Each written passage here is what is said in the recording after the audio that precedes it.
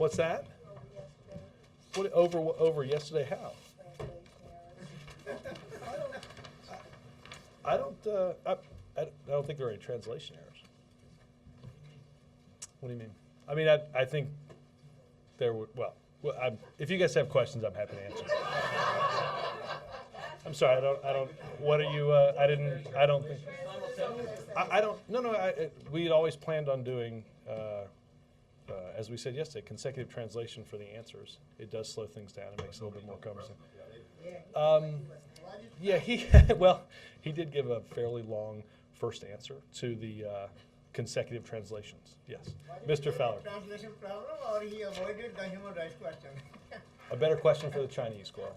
I would say this. I think the answer that he gave, be it to Ben's question or to Hans asking Ben's question. No. I mean, in all seriousness, I think you would all have to strain your recent memory to find a leader from China traveling outside of his country or in, after meeting with the president on a number of occasions on this trip, making such a frank admission of the improvement that needed to happen in the area of human rights in the country of China. The process of translation was not the news yesterday. The news was just that President Hu realizes that and told the world that China has to do better.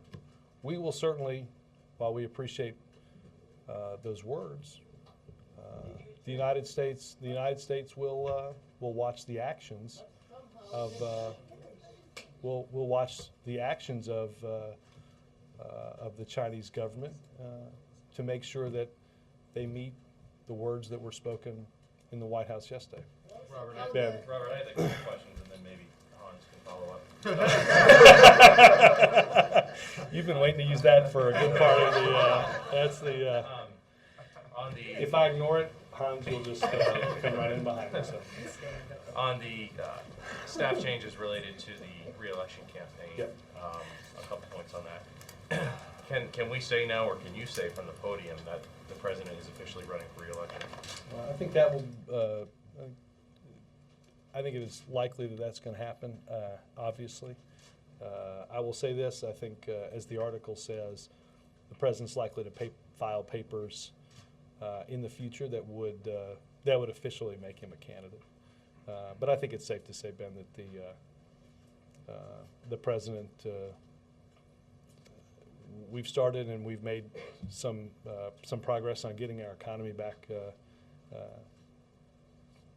in order, and I think the president wants to continue to do that. Will it be at the time of filing some sort of event you anticipate?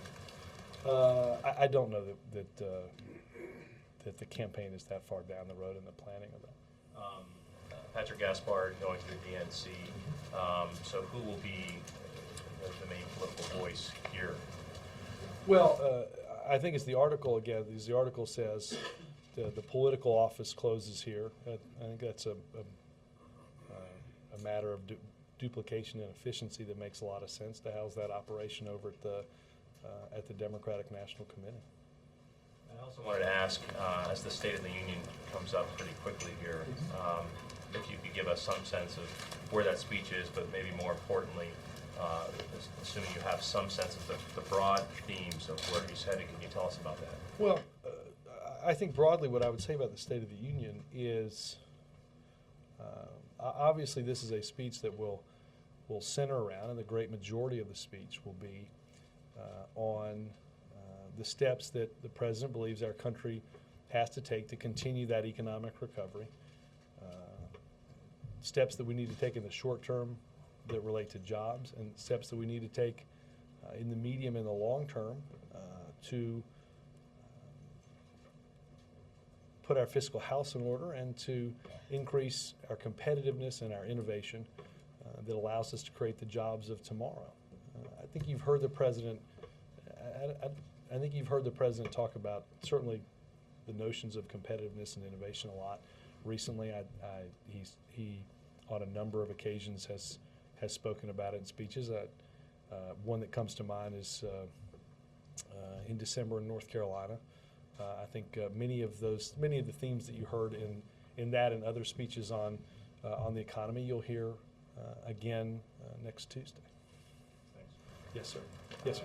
Robert, thanks. First off, on foreign policy, any reaction to the news that South Korea had agreed to talk to North Koreans on military matters? Look, obviously, I think that is an important step forward. I think some of that comes as a result of yesterday's meeting here, that for the first time there was an acknowledgement by the Chinese about the North Koreans' enrichment program. I think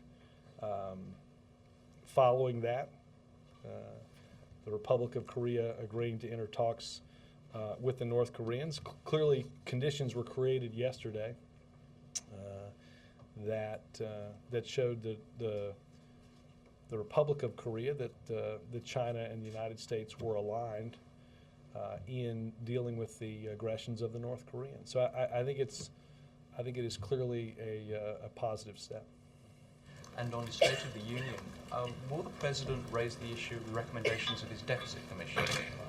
Without getting into a lot of detail, I think, again, spending and what we have to do to get our fiscal house in order is certainly going to be a topic that you'll hear the President discuss on Tuesday. Mark, I'm not one to get ahead of the President on his speech. Jake? We're at the 2-year mark for presidency, or at least for the first term, depending on what happens in 2 years. Where does President Obama think the state of his presidency is? Obviously, you're in flux. There have been changes. You have a new chief of staff. You're going to be leaving. Axelrod's leaving. Clough is in. You have a Republican Congress. Tell us about his thinking about how he sees this, not the state of the union, but the state of his leadership going forward. Well, Jake, I don't know that he spends a lot of time separating the state of the country and where he is in his presidency, because his task is the task that he has before him, and the task that he'll bring to the next 2 years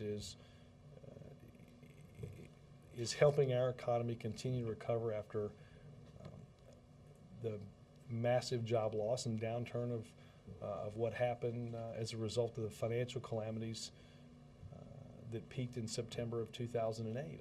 I don't think the President, obviously there are aides inside of here and outside of here that spend time worrying about the President's political standing. I don't think the President spends a whole lot of time thinking through and worrying about sort of where he is in his presidency. Obviously there's a lot on his plate and a lot that has to be done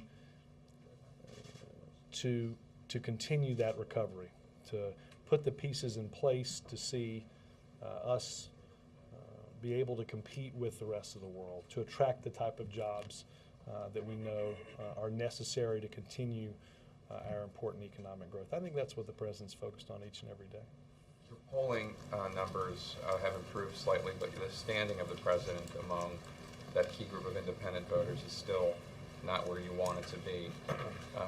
What is President Obama, presumably, I don't mean this to sound purely like a political question, but obviously for him to get support for his policies, for him to get reelected, to continue to pursue what he thinks is the best path for this country, he needs to get reelected and he needs to win those independents back. What is he going to do to win those independents back? Look, I will say this, Dick. I think if you look at any series of public polling that we've all churned through in the last week or so, I think the message that we saw come through and what you heard us say a lot during the lame duck, I think is manifested itself in some of these recent numbers, and that is that the American people would like to see Democrats and Republicans sit down at a table, be it here, be it there, and work through important solutions to the problems that face the American people. I think that's what we did in large measure during the lame duck. I think with strong bipartisan votes, we were able to see an agreement that didn't raise taxes on middle-class families, that protected our country from deployed nuclear weapons, a whole host of things that were tremendously important. And I think that's what the president wants to continue to do. And look, I think what it's that old adage that I think if the president is not going to be worried about his political standing, that will certainly, a lot of that stuff takes care of itself. You make good decisions on behalf of the American people, and I think that's what he's done for the last 2 years. I'd like to just follow up on your comments about President Hu's remarks on human rights. Those are words, and while it's a shift, they're still just words. Is there any indication from President Hu that he will be taking any actions regarding the Falun Gong, regarding Tibet, regarding the jailed Nobel Peace Prize winner? Well, Dick, look, that's why you heard me say at the beginning of this that while that admission is an important one, the president will continue to, in meetings with President Hu, and our administration will continue in meetings with Chinese officials, press the case for tangible action and result on human rights.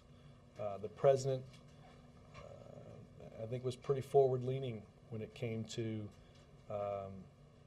Liu Jiabao and the awarding of the Nobel Prize and what happened when China would not release him in order to go get that Nobel Prize. First time I've heard that name in 3 days. Well, the president talked directly to President Hu about that. So that's. What he said to him exactly and what? I was not in the meeting. I can't quote anything. I know obviously that the topic was brought up. Was that at the dinner, Robert? I believe that was. I'll double check. I believe it was in some of the private meetings yesterday. Would you say that those comments made by President Hu about human rights were the biggest breakthrough from the meetings? Well, look, I think if you want to put several, I would put. I think we had issues that we discussed in walking you guys through the important aspects of what we hope to get out of this visit: security, economics, and human rights. I think we saw progress in each of those 3 areas, right? So in the security realm, again, the Chinese acknowledgement in the statements that of the North Korean uranium enrichment program, setting forth a series of conditions that made the Republic of Korea confident enough to go into talks with the North Koreans is certain, I would say, one in the security basket. In the economic basket, you had a series of important commercial agreements to the tune of about $45 billion, which directly support several 100,000 American jobs right here. Progress on intellectual property rights.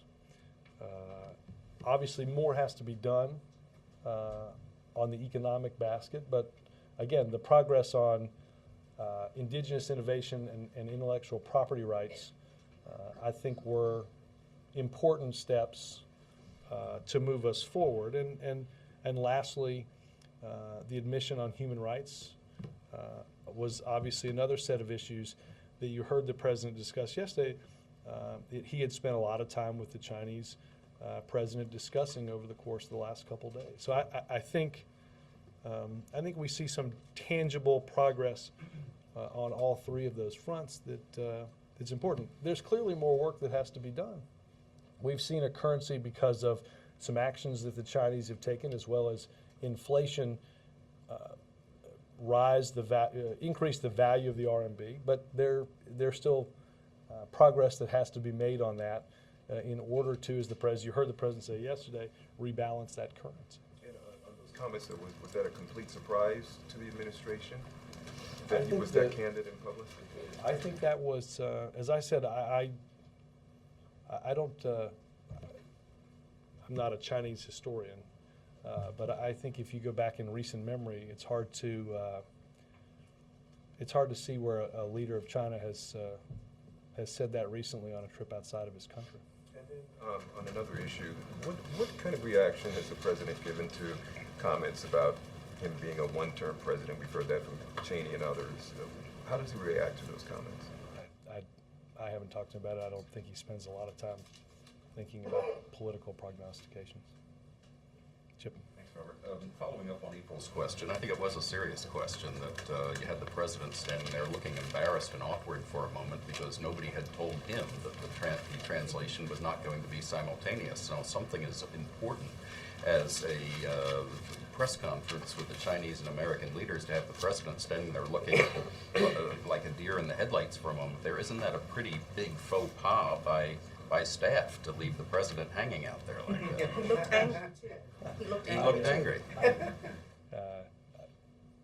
No, I don't. I don't necessarily agree with many of the phrases that you used in your question. Again,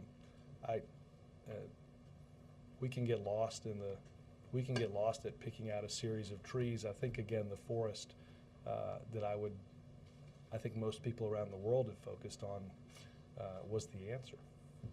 That's kind of why I thought you guys would ask those questions of the leaders. So you don't think it's important for the president not to be caught flat-footed out there like that by staff? I don't. I think the president. He wasn't upset. He wasn't upset. Again, I think the points that he made, and I think the progress that we made. Look, we can spend time worrying about process, or we can spend time worrying about results. I think the president spends most of his time worried about results. It was last week I just want to see if you still feel the same way, that you were a bit non-committal on the question of whether the president would deliver a big speech on health care reform at some point to explain it. There's a new CBS News or New York Times poll showing that only 10% of people believe the bill's been explained very well to them. 56% believe it's not been explained well to them. Do you think he has, there's a need for him to get out there and explain this thing again? People are that confused. No, I don't think the president has any plans to give a big speech on health care. No plans to do that. Okay, and on the. I mean, look, Chip. I think. Do I think that a lot of the coverage last year was on process and politics? Yeah, I don't. Do I think at the same time 3.3 million seniors have gotten checks to cover the donut hole expenses in their prescription drugs? I do. I think that's why in a series of the public polling that you've seen, people don't support repeal because they understand. They do understand that they're seeing, whether it's their children that might have pre-existing conditions, not have to fight with insurance companies to ensure that they can get proper coverage. I think they understand that insurance companies are not in charge of making all the decisions anymore, and I think that's a good thing for our medical system. On the state. Will he defend it in the State of the Union address? Thank you. I think that I don't know what degree to that is in the State of the Union. In the State of the Union, was it Peter's piece where he wants ideas that get him excited? Is that where that was? Yeah. Has the president, Peter Baker's piece, said, which I have not fully read. The president was quoted as having said that he wants ideas that get him excited, ideas for creating jobs that get him excited. Do you know if he's found any? Well, tune in around 9-ish on Tuesday. Come on, we like a little preview. You don't have to give us details. Do you know if he's found any new ideas? I can't do the translation. Do you know if he's found any new ideas? I'm looking. I'm pissed. I can't believe, Bill, I can't understand that. Wendell, do you have a question?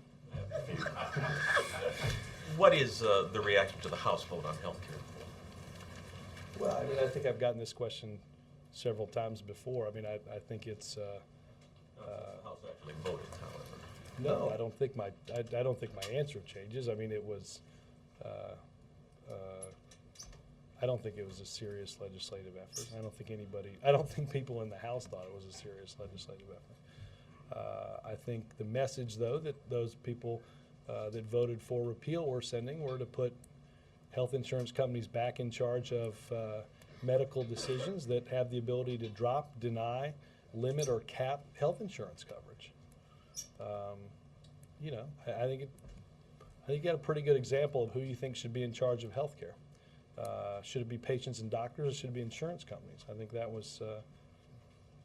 I think that's what we've seen. I think again I mentioned 3.3 million seniors that have gotten help with their prescription drug costs as a result of this. Out-of-pocket costs that are going to go up if something like this were to become law. But I think thankfully it's not going to. President Chair, most Democrats' concerns that the debate over spending cuts in the Congress now among Republicans goes too far, especially in the House. Well, again, I think, Wendell, that we're going to have a lot of time to work through how we get our fiscal house back in order and the steps that we take to do so. And we've got to make sure that we don't find ourselves crippling our ability to innovate and provide the types of incentives that we need to create the jobs of tomorrow. Is that a yes? That was whatever answer I just gave. Finally. I Attorney know General. we were playing Yes. multiple choice today. Well, Just true, false. the Attorney General has announced now that the military commissions for the coal bombing suspects will go forward. It was 14 months ago that he said that they would go to military commission. Why so long in setting a trial? Well, look, I read the story in the paper today. I think the individuals that are mentioned in the story were talked about in terms of going through military commissions, as you said, quite some time ago. I don't have any sense of timing or any sense of when final decisions on that type of thing will be made. You heard the president outline. No final decision has been made? I think if you look at in terms of timing, you've heard the president back at the archive speech talk about the fact that we were going to we had different groups of those at Guantanamo that they were going to have to be dealt with in different ways, which is why we sought and the president and the administration worked through a restructuring of the military commissions law.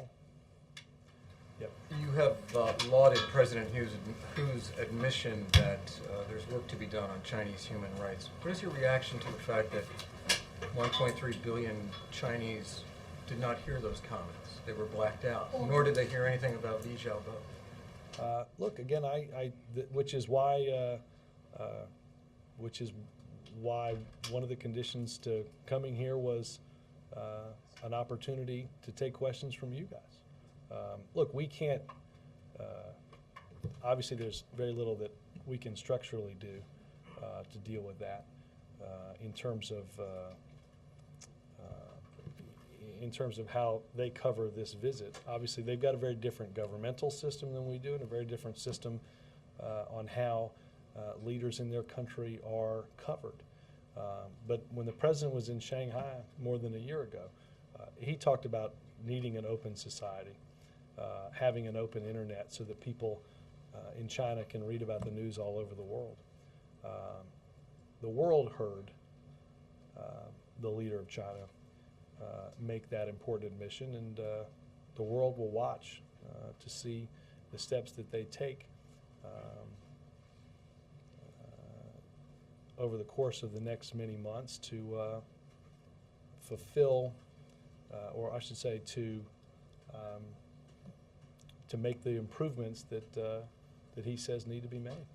And on the political changes and the rearranging and the establishment of the Chicago headquarters, is this not early? I mean, you speak of the fact that the economy is getting back on its feet. There are so many things in flux, both politically and economically, in this country. It's a little early to get started on 2012. No, look, I think this is very much in line with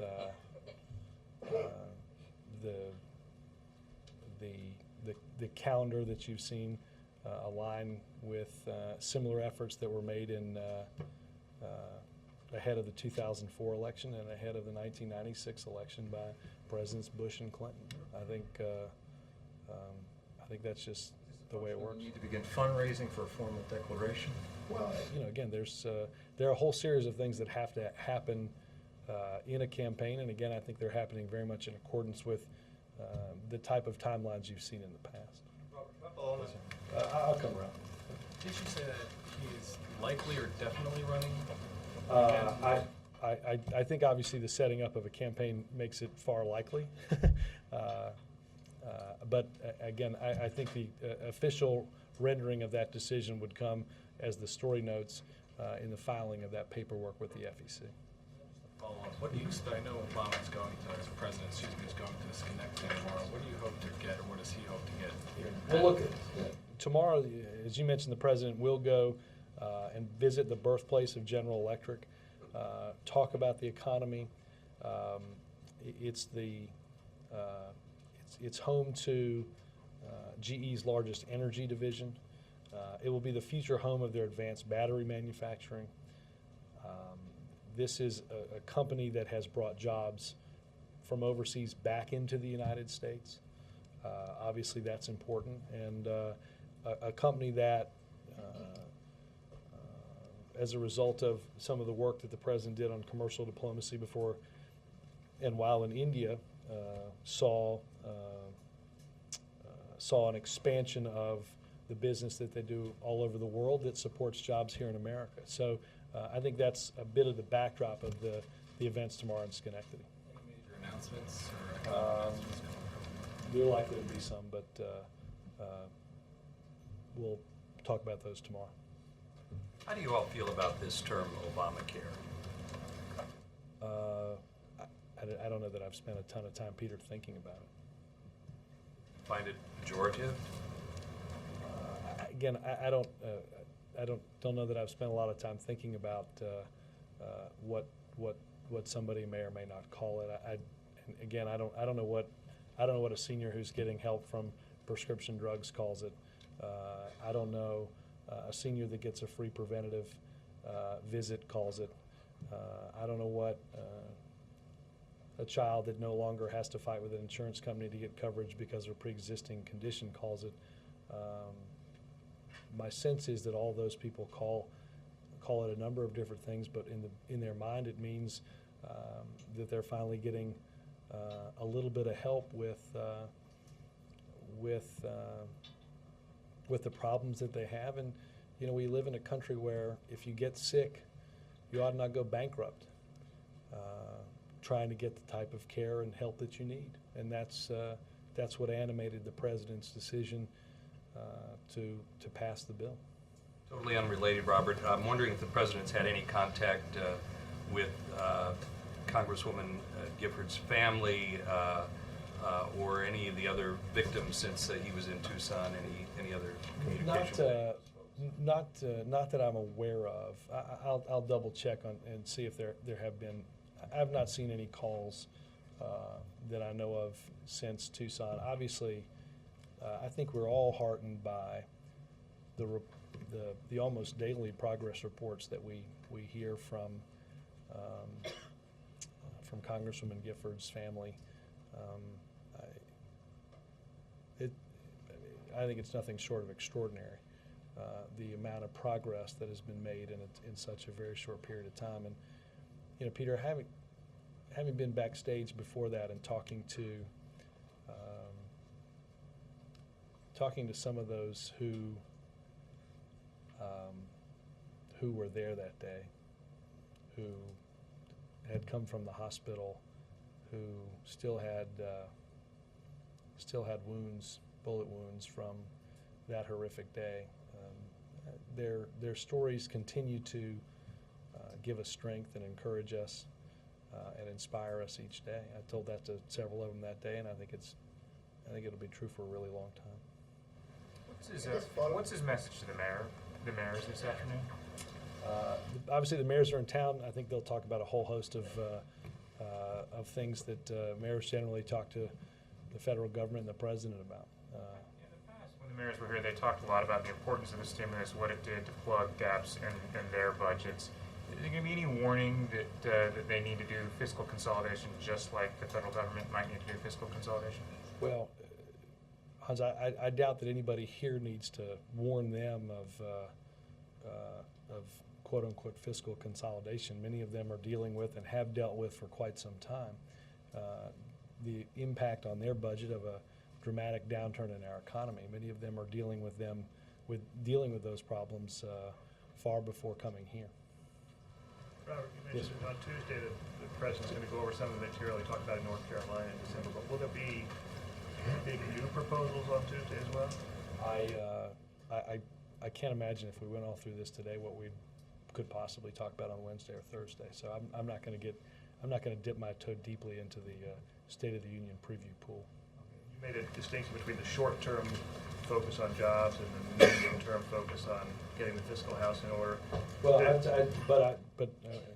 I said both the medium and long-term dealing with our fiscal budget situation, but also let's understand the steps that we have to continue to take in the medium and the long term to prepare our children for competing in an economy against the Chinese and the Indians and a whole host of different countries.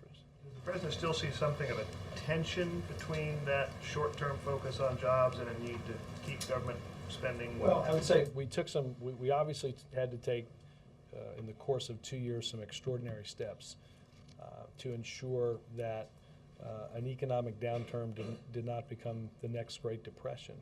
And we did that, and some of that stuff, obviously, Hans just mentioned, is a lot of that stuff has run its course through the Recovery Act. So, look, I think that the president wants to and will outline what he thinks is the best course forward to ensuring that we're dealing with a whole host of problems, including how do we grow our economy, how do we help and work with the private sector to create jobs, and how we get our fiscal house in order all at the same time. So at the same time, it's not a question of sort of one thing now and then down the Well, road. again, I think even if you look at last year's budget, even at a time where the second half of the Recovery Act is still doing what it needed to do, the president presented a budget that froze non-security discretionary spending because we had to begin to take steps even then. Perry? In 2007, the labor union forum, the president raised concerns about, or the candidate at the time raised concerns about Walmart, and he said he would not shop there back then. I wondered, in light of today's announcement from the First Lady, if that is still true, if he would.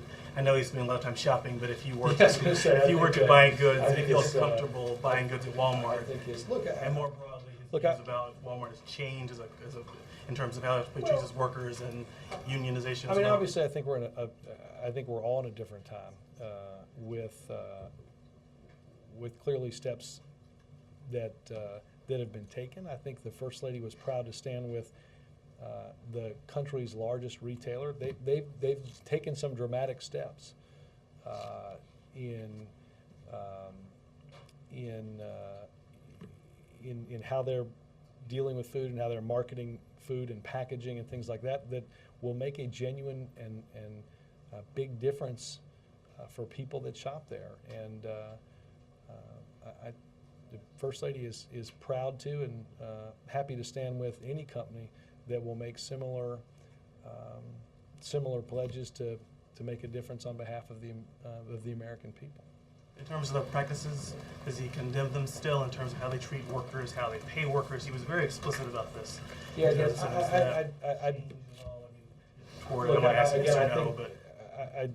I guess the short answer is it's just lots has happened since 2007. Robert, you said earlier that with respect to President Hu, one of the conditions for coming here was an opportunity to take questions from you guys. Are you saying that the White House set a condition for President Hu's visit that he would have to take questions from American reporters? I was very clear in the planning of this that we would have a press conference, and the press conference would include questions from you guys. But we were clear to make sure that's what they understood was going to take place if they came. And was there any resistance to that? Not that I know of. I mean, I obviously did not deal directly with them on that, but in the pre-planning for this, this was something that we talked about, and not doing it wasn't an option. If you can remind me, since I wasn't on the president's trip to China, was there a press conference on that? There was. On that trip? Okay, a joint press conference with President Hu? Statements. Right, they did not take questions, right. So was this in some way a reaction to that, or saying you're on our turf now? No, we weren't in China. Well, they didn't take questions in China. I guess what I'm saying is where you're saying, okay, now you're on our turf, you need to. Yeah, we were, this is the United States of America. Robert, global warming, any reaction to the fact that the UN Weather Meteorological Agency has determined that last year was tied for the warmest year on record, and talking about the State of the Union again, will the President's suggestion that he's got other ways to skin the cat other than cap and trade feature in that? I honestly don't know the answer to the second one. Obviously, I think there are continual reminders that we have to transition to a clean energy economy. Without getting into whether or not that's in the speech, obviously there are a number of different policy ways to do such a thing, whether it is setting renewable energy standards that create the type of market conditions where you see that transition. Again, there are obviously a number of different ways to do that. Is the President considered a big issue still? Look, I think energy independence and the security of our planet are and will continue to be issues that we're going to have to deal with. And again, we more and more of our oil comes from, or our energy comes from places that are not here. That puts us at a disadvantage. We've clearly taken some steps to change corporate average fuel economy standards that lessen some of that usage of foreign oil. But I think there's no doubt that we have a lot more to do. The Recovery Act invested in wind and solar. The plant that we'll visit tomorrow will soon be home to GE's advanced battery manufacturing, as you see car companies, both foreign and domestic, having success marketing cars that don't run on gas but run on electricity. And we're going to have to meet many of those challenges. Yes, sir. Thank you, Robert. Two questions. First is both President Obama and President Hu mentioned about the historic meeting 30 years ago by Deng Xiaoping, and how the White House evaluate this state visit. Well, look, I think, as I said earlier, I think we saw some progress on a host of important fronts that we wanted to see progress on.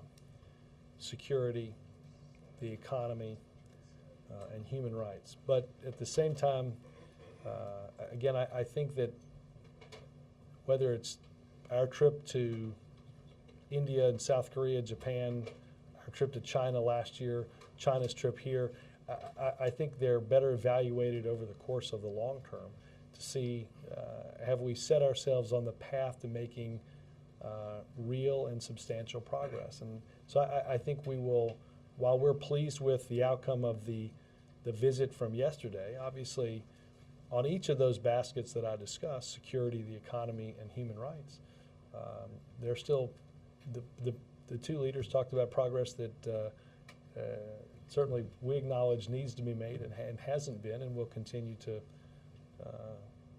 try to be a leader in seeing that happen. And also currency issue, you mentioned there is still a lot of work to be done. What's the next step? Well, the next step is with the Chinese in taking, continuing to take actions at a faster pace to deal with the valuation of their currency. Again, obviously, and there's been a decent amount of coverage on this, there's actions that you take to change the valuation, and certainly inflation gives you some real impacts too that that indicate there's been some changes, but again, as the President said, I think on a couple occasions yesterday, not quickly enough. Yes, sir. One of President Obama's campaign promises back in 2008 was passage of the Employment Non-Discrimination Act, which provide workplace protections to gay and transgender Americans. Is this something that the President expects to see passed over the course of the 112th Congress, at least in the Senate, where Democrats still have control? Well, look, I think there's a whole host of things that the President has made part of his campaign. We talked about DOMA a few days ago, ENDA, and other things that are important to build off the progress of repealing Don't Ask, Don't Tell. I think those continue to be priorities of the President's, and we will certainly work to make progress on those fronts in obviously a much more challenging Congress over the course of the next 2 years. But in the Senate, where Democrats still have control, is the expecting passage of the Employment Non-Discrimination Act? Again, I think you'll see the president continue to push on a whole host of those issues. Just two more questions. Does the administration see value in passing in one chamber of Congress to build momentum for complete passage at a later time? Well, yeah, I mean, look, I think there's no doubt that, look, whenever you get something done in one, you're closer to certainly seeing it come to fruition. So, yes, obviously. And will the president address ENDA in any context during the State of the Union address, perhaps with the jobs bill? I'm not going to get into previewing State of the Union today. Yes, ma'am. I just have a quick question about the president's going to be talking with congressional Democrats this weekend at their convention. Does he have a message for them? Is he going to be sort of talking a little bit about what his State of the Union might talk about? I think he travels up there tomorrow after I return from Schenectady. I think he'll have an opportunity to talk to them about the challenges that lay ahead and what we have to do, many of the themes that he'll outline in the State of the Union. The Democrats are going to have to respond to Republicans who are not only trying to repeal the law, but also they're taking steps today to replace the health care law. Is he going to? I did notice they passed an almost 1.5-page bill. Yes, yes. Many of which I find it's interesting. Many of the goals that they espouse in that bill are the current law of the land, like ensuring that people aren't discriminated because of pre-existing conditions. That actually exists. It's called the Affordable Care Act. So you're not at all, concerned about this effort to actually propose an alternative and the consequences for the... I am happy that several years later they've gotten around to what they might do. I think all of you must be anxious to know what they're going to do. I think they have set forth some exceedingly lofty goals, again, most of which are currently embodied in the law of the land. But yeah, I'm happy for them to take a spin and tell us how they'll do what they passed today. I would suggest too that as they talk about making some progress in the deficit, they deal with the Congressional Budget Office's indication that the action that they took just yesterday adds a couple of $100 billion to the deficit. Now, keep in mind, this was a CBO that while we were going through the process of health care reform was the be-all and end-all of the scorekeeping. Then when that same CBO, headed by the very same person, discussed the very same topic of the impact of the deficit on health care reform, all of a sudden, well, that can't possibly be right. That's not true. So I do think it is important to underscore that the first legislative action that Congress took was to repeal a law that helps seniors and helps families and added a couple of $100 billion to the deficit. I'm not entirely sure that in the run-up to the 2010 campaign, they spent a lot of time talking to seniors about raising their out-of-pocket costs on medical care and prescription drugs, or talked about adding a couple of $100 billion to the deficit. April? Robert, on issues of gun control, former Vice President Cheney said that he could see some sort of more restrictions on semi-automatic weapons, semi-automatic handguns. Is this administration going to navigate through the steely, tough waters of gun control in the wake of what happened in Arizona? April, I don't have a lot to add to what I've said, I think, on a couple of occasions in here on that, and that is I have no doubt that there will be proposals offered as a result of different circumstances that have happened in Tucson, and the administration will evaluate those proposals. Do you agree with what the former Vice President had to say on semi-automatic? Again, I think we're looking through some of those proposals. And also, back on China, but on a whole other issue, on issues of unions. The issue of what? I'm sorry. Unions. Okay, they have unions in China. You know, I just sometimes I can't. Lost in translation. Sometimes I can't hear. They have unions in China. Did they discuss that issue there? Particularly, the first union in China was Walmart. let me ask some of our guys whether that's a topic that came up. I honestly don't know the answer to that. On a completely different subject, what are the president's viewing plans for the NFC Championship game? I think he's going to do like he did last week. Well, last week obviously went to play basketball with the girls and came back a little after a kickoff. They had some staff, and the president watched most of the game over in the theater.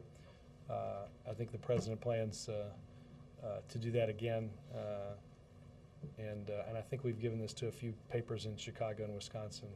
The president's prediction that the Bears will win the game 20-17. Has he made any bets? Not that I know of, no. And will he still go to Wisconsin? It should the unthinkable happen. Yes, we're still planning a trip to Wisconsin. I might have just complicated the questions you asked, started with, Ben, on the political effort by predicting the team in Wisconsin not doing as well against the team in Illinois. So, it's not a hypothetical. If they lose, he won't go. No. Of course he's going to Wisconsin. Of course he's going to Wisconsin. February 5th in Dallas. I think the president hopes to have his team playing there. He plans to go. I will say this. I'm a very this is superstition. I will answer this question on behalf of him based on superstition. I think all of that is way getting ahead of yourself. Not nearly as much as I am. Yes, sir. Robert, I'll take a stab at this. In the State of the Union address, the president, no doubt, will remind Americans that we have troops on the ground in 2 war zones.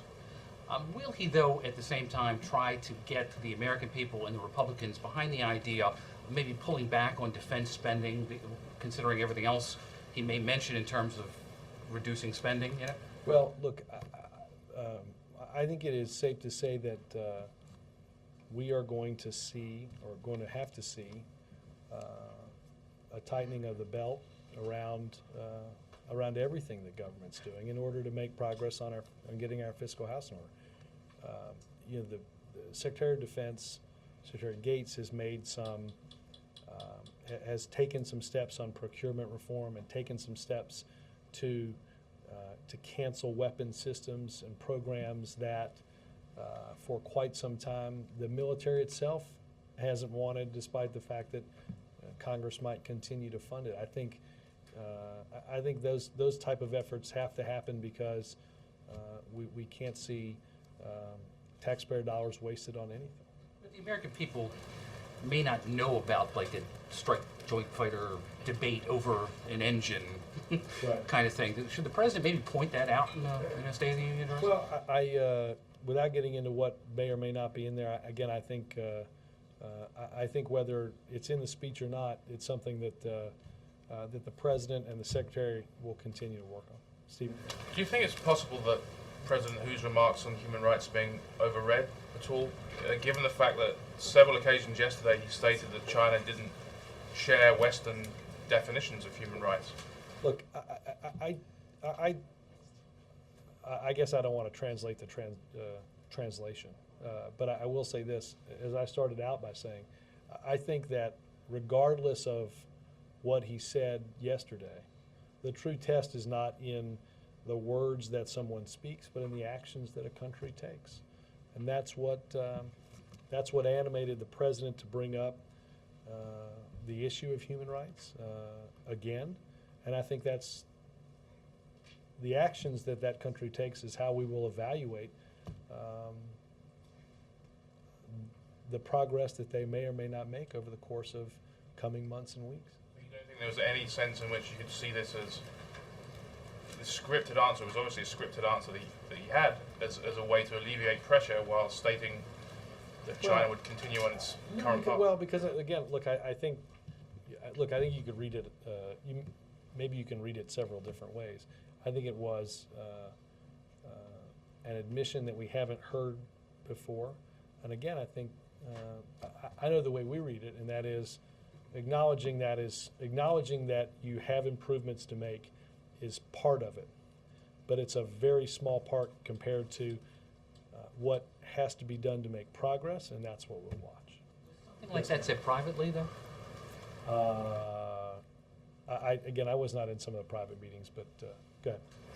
Thank you. On Guantanamo, Robert, with the reports that the administration is likely to start military trials in Guantanamo, what does this mean for the administration's efforts of moving some detainees back to either their home countries or host countries? And does that have any effect on the administration's talks with these other countries? Well, look, I think that, look, let me, at the beginning of my answer, acknowledge, obviously, there are some prohibitions, legal prohibitions now on some transfers that I think you've seen are commenting on in the past. We will continue the process of going through who is there. Clearly, the courts continue that process of going through who is there and deciding whether or not their continued, whether them being continually held there is in accordance with the laws, as you've seen courts do in the past. It does, but none of these decisions change our fundamental desire and goal to see, because of our security, the prison at Guantanamo Bay closed once and for all. Does it cause a delay in any of these? I mean, are there any deadlines set up? I know that. No, I don't. Again, I'd point you to the fact that the individuals that were named in today's story were the same three individuals that were talked about to be tried as in military commissions quite some time ago. Thanks, Robert. David? Let me follow up on April's question for a second. Representative McCarthy and Senator Lautenberg have proposed bills that would ban high magazine for ammo and guns. Have there been any discussions between those offices and the White House whether that is a proposal worth pursuing in this Congress? I don't know the answer to that. I don't know what specific conversations have been had. Given the President's previous positions on banning assault weapons and in favor of some gun control measures, is this something that you think he'd likely support? Again, I think we're looking through different proposals, the proposals that you mentioned and others, and we'll evaluate them based on those events. And is there any possibility you're going to be proactive and propose something of your own? I have not heard anything particular in here. Robert, Yes, the President's poll numbers have been moving up fairly steadily. I think he said 50% of the average for the first time in a year. To what does the White House attribute that? Well, again, I think that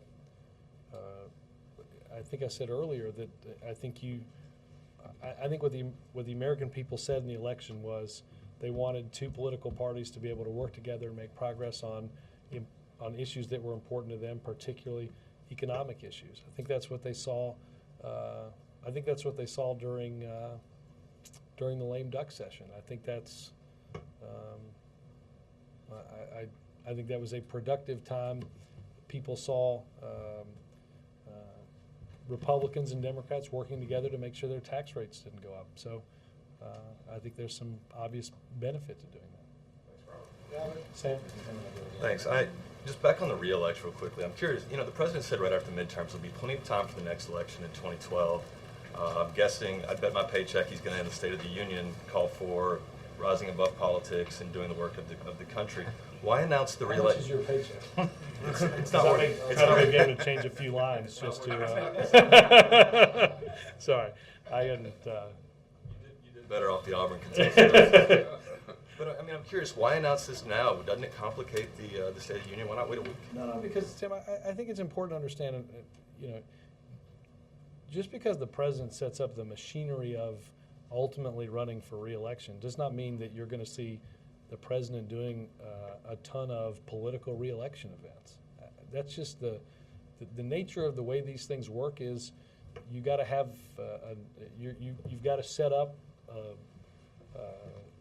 a legal mechanism by which to begin to fund something like this. You have to You have to get people in place. You saw the quotes in the story that this will be located in Chicago and focus on the type of grassroots effort that we saw in 2008. That doesn't mean that the president is going to spend a whole lot of time worrying about that. That campaign's going to be run by a group of people in Chicago whose jobs will be to worry about that, not the president's. I also wanted to ask, the Vice President sent out an email to supporters today in which he says that this White House has accomplished more in the first 2 years than any president since Roosevelt, I guess FDR. Is that the administration belief? I'm not going to contradict the vice president, that's for sure. Bill? Robert, I would say it's a big deal. Go ahead. What type of It's kind of a slow group today. Come on, guys. It's I know we got the post-China blues, but come on, a little help here. Yes, I was going to say. Well, that would certainly liven things up. We'll insert the adjective. Robert, I don't have to remind you that Senator Lieberman endorsed John McCain campaign for him and said that Barack Obama wasn't prepared to be president. Is the president relieved to see Joe Lieberman out of the Senate? Look, obviously we had a little disagreement on the 2008 presidential campaign, but I think Senator Lieberman is, take the most recent, the progress that we were talking about that was made in the lame duck. I think obviously Senator Lieberman is somebody who, while having disagreements with this White House and with Senator Obama when he was in the United States Senate, clearly played an important and instrumental role in rolling back something that he and the president shared, a belief in the injustice of don't ask, don't tell. So I think that obviously Senator Lieberman made a decision, as he said, to go on and do something different in his life. And while we haven't agreed with him on every issue, I think clearly there are a whole host of issues: energy independence, don't ask, don't tell, a whole lot of issues that the president was happy to see Senator Lieberman's leadership and support on. Did they ever have a get-together where they just said, okay, let bygones be bygones and move forward together after the election? I don't look, I think there are obviously opportunities. Look, I don't think the president needed to have some air-clearing moment. People are free to make decisions, Senator Lieberman was, about who to support to run for president, but I don't think anybody here spent a lot of time thinking about that. In fact, there were some who thought maybe because of that, Senator Lieberman wouldn't be the chairman of the committee, and that was not a view that we held. Yes, sir. I was wondering if the president has been briefed on what appear to be impending global food shortages as a result of aberrant weather in Australasia, South America, and South Africa. I'm not aware of whether he has been or not, but let me see if that has either come up in an NSC meeting or in any of his economic daily briefings. Let me go back here on that. Yes, ma'am. Hi. There was an arrest in Canada last night of a guy apparently plotting to kill U.S. soldiers in Iraq, and this is the latest of several terror-related arrests with a Canadian connection. I just wondered, is the White House growing concerned about Canada as a possible terrorist haven? Are there any? Well, let me ask NSC. I don't have any guidance on that, but let me. I'll get something from NSC on that. Yes, ma'am. With the emphasis on regulation this week, there was a bill reintroduced today, backed by Speaker Boehner, that would require a vote on regulations, executive regulations, before they could go through. Do you have any comment on that? Or let me get some guidance on that bill. I'm not familiar with it, but let me see if there's some guidance from Legislative Affairs. Thank you, guys.